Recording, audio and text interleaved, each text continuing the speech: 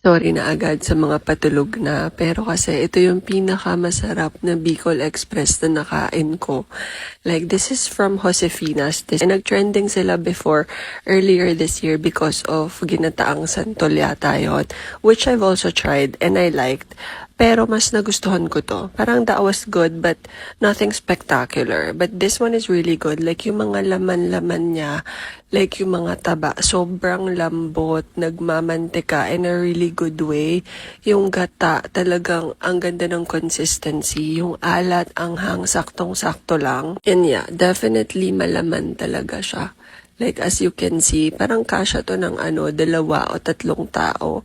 So, ayun lang. Nakakatuwa siyang kainin uli. And kaka-order ko lang ulit nito. Nag-order din ako ng laing. Pero ito muna yung kakainin natin. So, yung taba nito, hindi nakakaumay. Kasi ang ganda ng pagkakaluto. Talagang nagme-melt sa bibig. Ganun siya.